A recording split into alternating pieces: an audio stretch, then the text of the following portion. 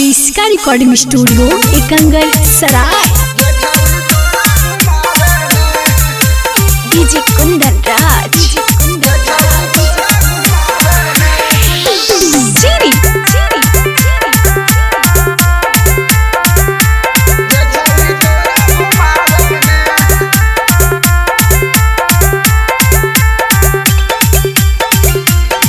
Presented by किसका films. बोला है इंग्लिश सुन गे छौड़ी रहे बिहारे में।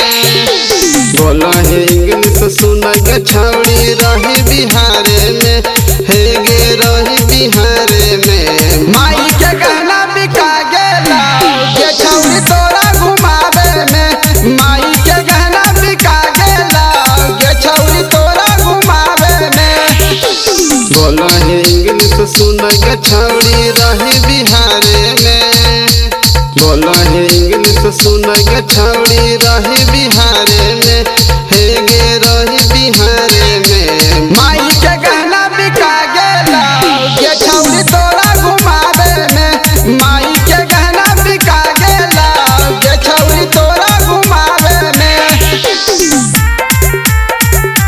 गे छौड़ी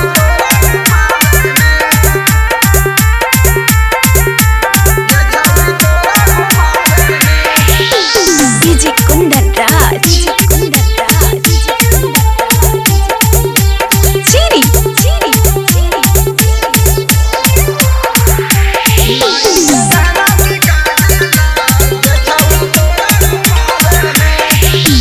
तोरे चाकर में छौड़ी गेलियो हम धराई गे।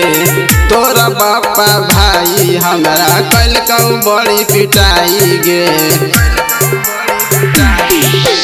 तोरे चाकर में छौड़ी गेलियो हम धराई गे। तोरा बापा भाई हमरा कलकौ बड़ी पिटाई गे। हमरा तो चाटा लागल ह छौड़ी तू हाकिंग चावे में।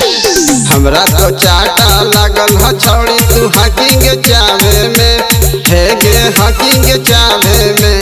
माई के गहना बिका गेला गे छौड़ी तोरा घुमावे में। माई के गहना बिका गेला गे छौड़ी तोरा घुमावे में।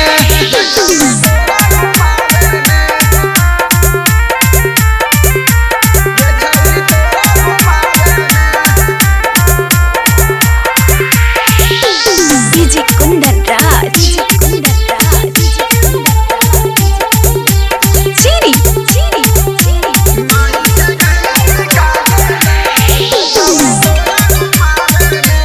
इसका रिकॉर्डिंग स्टूडियो एकंगर सराय। भागत भागत थक गेल किशन मिथुन दीवाना गे। हक तोरो मन छौड़ी करही काहे बहाना गे। भागत भागत थक गेल किशन मिथुन दीवाना गे। हक तोरो मन छौड़ी करही काहे बहाना गे। मानिले बात हम छोड़िए न साथ छौड़ी हाथावा थामे के। मानिले बात हम छोड़िए न साथ छौड़ी हाथावा थामे में। हे गे हाथावा थामे में। माई के गहना बिका गेला गे छौड़ी तोरा घुमावे में। माई के गहना बिका गेला गे छौड़ी तोरा घुमावे में। इसका रिकॉर्डिंग स्टूडियो एकंगर सराय।